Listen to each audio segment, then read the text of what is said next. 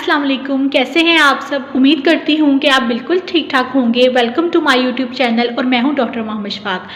आज हम जिस टॉपिक पे बात करने जा रहे हैं वो टॉपिक है पैरालिसिस। पैरालिसिस या फिर उर्दू में उसको कहते हैं फालिज। बहुत सारे ऐसे लोग हैं जिनको इसके बारे में काफ़ी कुछ बातें पता भी होंगी, लेकिन आज हम इसी टॉपिक पे बात करेंगे कि फालिज क्यों होता है, पैरालिसिस क्यों होता है और लोगों को क्या क्या परेशानी का सामना करना पड़ सकता है और ऐसे क्या क्या मसले हैं जो हमें फालिज की बीमारी के ठीक होने के बाद भी महसूस होते हैं और क्या होता है इस बीमारी के अंदर और असल में ये बीमारी किस ऑर्गन की है, किस जगह की है। तो चलें स्टार्ट करते हैं। तो सबसे पहले हम देख लेते हैं कि फालिज होता क्या है, पैरालिसिस होता क्या है और हमें किस जगह का मसला बनता है जिसकी वजह से हमें फालिज होता है।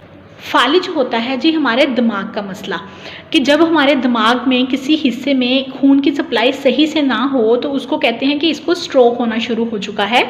उस हिस्से में खून की सप्लाई सही से नहीं हो रही है जिसकी वजह से वो हिस्सा जो है वो काम करना छोड़ देता है।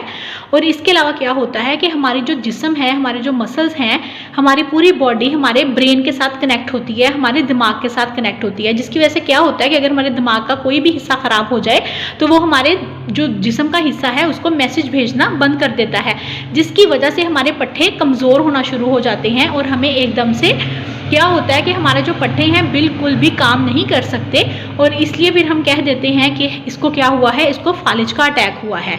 ठीक है, तो क्या अक्सर आप लोगों ने देखा भी होगा फालिज के मरीज़, उनके जिस्म का कोई हिस्सा काम नहीं करता, किसी का एक हिस्सा काम नहीं करता, किसी के चारों हिस्से काम नहीं करते, किसी का एक बाजू काम नहीं करता। काम क्या नहीं करता, वो पड़ा रहता है एक जगह पे, मतलब उसमें जान ही नहीं होती, वो बिल्कुल कमज़ोर होने लग जाता है। वो पट्टा जो है हमारे जिस्म का, वो मसल जो है वो वीक होना शुरू हो जाता है। तो दिमाग के प्रॉब्लम की वजह से हमारे जिस्म के हिस्सों को मैसेज मिलना बंद हो जाता है, हमारे जिस्म के जो मसल्स हैं, पट्टे हैं, उनको मैसेज मिलना बंद हो जाता है, जिसकी वजह से हमें फालिज का अटैक होता है, जिसको हम कहते हैं इसको फालिज का अटैक पड़ा है या फालिज का अटैक हुआ है। कुछ लोगों की जुबान को भी हो जाता है, कुछ लोगों के जिस्म के किसी हिस्से को हो जाता है, तो इसे कहते हैं फालिज या इंग्लिश में कहते हैं पैरालिसिस। अब हम देख लेते हैं कि फालिज की कितनी किस्में हैं और क्या होता है उन किस्मों में। फालिज की टाइप्स हैं, 3 से 4 टाइप्स हैं फालिज की।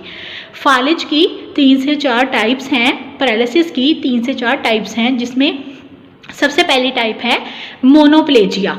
मोनोप्लेजिया क्या होता है कि जब हमारे जिस्म के किसी एक जगह के मसल खराब हो जाए या सुन हो जाए या फिर एक जगह के मसल को फालिज पड़ जाए। जैसा कि आप कह सकते हो इसमें सिर्फ एक बाजू, जिसमें आप ये कहोगे कि इसके सिर्फ एक बाजू को या सिर्फ एक टांग को ही फालिज पड़ा है। ठीक है, उस मतलब या तो कोई किसी की एक टांग काम नहीं करी या फिर किसी का एक बाजू काम नहीं करेगा, मतलब कि सिर्फ एक हिस्सा। ठीक है, मोनो का मतलब ही एक होता है। इसके अलावा दूसरा इसकी टाइप है हेमीप्लीजिया। हेमी का मतलब होता है सेम साइड, हेमी का मतलब होता है सेम साइड। तो हेमीप्लेजिया क्या होगा, सेम साइड का फालिज। मतलब क्या कि अगर किसी की एक साइड पे फालिज पड़ गया है, उस एक साइड के पट्टे काम करना बंद हो जाएंगे। अब उस एक साइड में हमारी टांग भी आएगी, उस एक साइड में हमारा बाजू भी आएगा और उस एक साइड में हमारे जिस्म का जो आधा हिस्सा है वो भी आएगा। तो आप सिंपल कहोगे कि मोनोप्लेजिया में सिर्फ एक टांग या एक बाजू, कोई एक चीज़ इन्वॉल्व होगी, लेकिन हेमीप्लेजिया में सेम साइड इन्वॉल्व होगी, मतलब उसमें टांग भी इन्वॉल्व होगी और बाजू भी इन्वॉल्व होगा, लेकिन किसका, एक ही साइड का। ठीक है, ये इसकी दूसरी टाइप थी। तीसरी टाइप आ जाती है हमारे पास पैराप्लेजिया। पैराप्लेजिया क्या होता है, पैराप्लेजिया कि अगर आपकी सिर्फ टांगों को फालिज पड़ा है, आपके ऊपर वाला हिस्सा बिल्कुल ठीक है, आपके बाजू ठीक है, लेकिन क्या हुआ है, आपके टांगों को फालिज पड़ा है, तो वो होता है पैराप्लेजिया। अब आते हैं इसकी आखिरी टाइप के ऊपर जो है क्वाड्रिप्लेजिया या क्वाड्राप्लेजिया।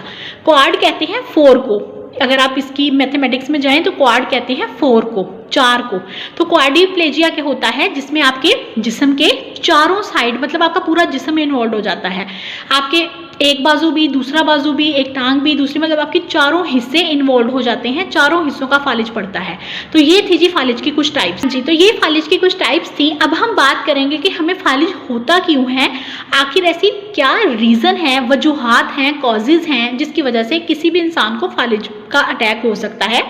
सबसे पहले वो लोग ज़्यादातर जिनका ब्लड प्रेशर हाई रहता है, जिनका बीपी हाई रहता है, जिनकी शुगर हाई रहती है, इसके अलावा वो लोग जिनके जो दिमाग का कोई ना कोई हिस्सा, अगर उनको कोई चोट लग गई है, अगर उनका कोई एक्सीडेंट हो गया है जिसमें उनके जो दिमाग का एक हिस्सा है बिल्कुल काम करना छोड़ देगा, तो उसको हम स्ट्रोक भी कहते हैं, जिसमें क्या होता है कि हमारे दिमाग के एक हिस्से को, किसी भी हिस्से को खून की सप्लाई सही से नहीं मिल रही है, जिसकी वजह से वो काम करना छोड़ देता है और उसके जो साथ जो बाकी उसके मसल्स के साथ उसके जो मैसेजेस होते हैं वो उसको नहीं भेज सकता और बॉडी का वो हिस्सा भी ख़राब होना शुरू हो जाता है।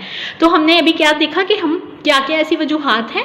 तो सबसे पहले हमने कहा कि अगर हमें कोई हाई ब्लड प्रेशर है, ब्लड प्रेशर आपका हाई रहता है, डायबिटीज़, आपको शुगर का इशू है ज़्यादा जिसको आप कंट्रोल नहीं कर सकते, हाई ब्लड प्रेशर या हाई शुगर, या फिर वो लोग जिनका कोई एक्सीडेंट हो जाए और उनके दिमाग पे चोट लग जाए तो उस वजह से भी उनको फालिज का अटैक पड़ सकता है, या फिर वो लोग जो बहुत ज़्यादा टेंशन में हर टाइम रहते हैं और उनका जो दिमाग है वो आहिस्ता आहिस्ता इस तरफ आना शुरू हो जाता है कि उन्हें कभी भी फालिज का अटैक पड़ सकता है।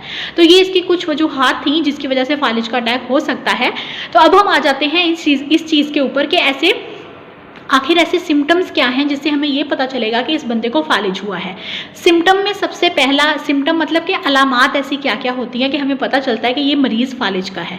तो सबसे पहले सिम्टम जो अलामत है, जो सबसे बड़ी और मेन अलामत है वो ये होती है कि आपके जिस्म का जिस हिस्से पे फालिज पड़ा है वो हिस्सा काम करना छोड़ देगा, वो हिस्सा बेजान हो जाएगा और वो हिस्सा आप उसको क्या कहोगे कि इसके जो पट्टे हैं वो काम नहीं कर रहे हैं, इसके पट्टे जो हैं वो कमज़ोर हो गए हैं या फिर इसके पट्टे बेजान हो गए हैं। तो सिंपल पहला सिम्टम, पहली अलामत ज़्यादातर जो देखी जाती है वो यही होती है कि आपकी जो पट्टे होते हैं वो काम करना छोड़ देते हैं अगर आपको किसी हिस्से में फालिज पड़ा है। इसके अलावा जिन लोगों की ज़ुबान पे फालिज पड़ता है उनकी सबसे मेन चीज़, उनकी अलामत ये होती है कि वो बोल नहीं सकते, वो ई मतलब कि सिर्फ बेचारे बोलने की ट्राई करते हैं बट वो ज़ुबान से अपने वर्ड्स नहीं बोल सकते। ठीक है, तो ये सारी चीज़ें आ जाती हैं हमारे पास पैरालिसिस के अंदर, पैरालिसिस की सिम्टम्स के अंदर। और दूसरी सिम्टम क्या होती है, वीकनेस होना शुरू हो जाती है उनको, उनके पट्टे बहुत कमज़ोर होना शुरू हो जाते हैं, उनके अंदर बहुत वीकनेस शुरू हो जाती है जिसकी वजह से उनको ये सब फेस करना पड़ सकता है। अब आ जाते हैं इस चीज़ के ऊपर कि ये सब तो हो गया, अब इस चीज़ का इलाज क्या है, हम फालिज वाले मरीज़ को सही कैसे करेंगे कि दोबारा से वो अपनी ज़िंदगी की तरफ वापस आ सके। तो मेन चीज़ है, सबसे पहले हम जाते हैं मेडिकेशन की तरफ कि हम मेडिसिन की तरफ जाएंगे। जो न्यूरो के डॉक्टर्स होते हैं वो प्रॉपर उनका मेडिकेशन करते हैं कि फालिज को कैसे ट्रीटमेंट लेना है, और उसके बाद आता है फिजियोथेरेपी, क्योंकि दवाइयों से पट्टे के अंदर इतनी ज़्यादा जान नहीं आती, बस बेहतरी आ जाती है, लेकिन जान जो पट्टे के अंदर आनी है, ताकत आनी है, दोबारा से मसल की स्ट्रेंथ आनी है, वो आनी है फिजिकल थेरेपी से। फिजिकल थेरेपी या फिर वो लोग जिनको ज़ुबान का इशू हो जाता है तो उनके लिए स्पीच थेरेपिस्ट होते हैं, तो वो उसका इलाज करते हैं। लेकिन हम बात करेंगे यहाँ पे पूरे जिस्म के पट्टों के बारे में, जिसकी वजह से लोग अपना जो नॉर्मल काम है वो भी नहीं कर सकते। हम यहाँ पे बात करेंगे फिजिकल थेरेपी ट्रीटमेंट के ऊपर कि फिजिकल थेरेपी हम ऐसे लोगों की करते हैं जिसमें हम उनको पहले सबसे रेंज ऑफ मोशंस करवाते हैं, क्योंकि वो बिल्कुल बेजान होते हैं, चाहे एक साइड हो, चाहे एक बाजू हो, चाहे पूरी साइडें हों, चारों साइडें। तो हम क्या शुरू करेंगे, सबसे पहले उनको रेंज ऑफ मोशंस करवाना शुरू करेंगे, जिसमें हम फ्लेक्शन, एक्सटेंशन, एबडक्शन, एडक्शन, ये जो मीडियल रोटेशन वगैरह, ये सारी जो चीज़ें आती हैं रेंज ऑफ मोशंस में, तो ये करवाना शुरू कर देंगे। आहिस्ता आहिस्ता उनके पट्टों में थोड़ी बेहतरी आना शुरू होगी, उसके बाद उनके अंदर स्ट्रेंथनिंग और स्ट्रेचिंग करवाना शुरू कर देंगे ताकि वो उनके अंदर ताकत आना शुरू हो जाए। ठीक है, तो फिर हम क्या करेंगे, उसके बाद कुछ अर्सा ये करवाते रहेंगे जिसकी वजह से वो काफ़ी हद तक बेहतर होना शुरू हो जाएंगे। और फिर आ जाते हैं लास्ट पे, लास्ट ही कह सकते हैं इसको, फिर हम उनकी ग्रिपिंग करवाएंगे। अगर उनके हाथ के मसल्स भी प्रॉब्लम में हैं तो फिर हम उनकी ग्रिपिंग एक्सरसाइजेस करवाएंगे ताकि वो चीज़ें भी अच्छे से पकड़ सकें। ठीक है, ग्रिपिंग इन अ सेंस कि ग्लास को हम जब ग्रिप करके पकड़ते हैं तो वो अच्छे से पकड़ सकें, गाड़ी चला सकें, मतलब कि ग्रिपिंग उनकी अच्छी हो जाए। तो फिर हम उनको ग्रिपिंग एक्सरसाइज की तरफ लेके आते हैं जिसमें हमारे पास बॉल को हम स्क्वीज करवाना और ये सारी चीज़ें हमारे पास आ जाती हैं। तो ये हमारे पास था जी पैरालिसिस। इसके बारे में थोड़ी बहुत इन्फॉर्मेशन जो मैंने आपको देने की कोशिश की है। इसके अलावा इसके बारे में बहुत नॉलेज है जो आप किसी भी वेबसाइट पे जाके देख सकते हैं। उम्मीद करती हूँ कि वीडियो अच्छी लगी होगी, समझ आई होगी। वीडियो को शेयर कीजिएगा, लाइक कीजिएगा।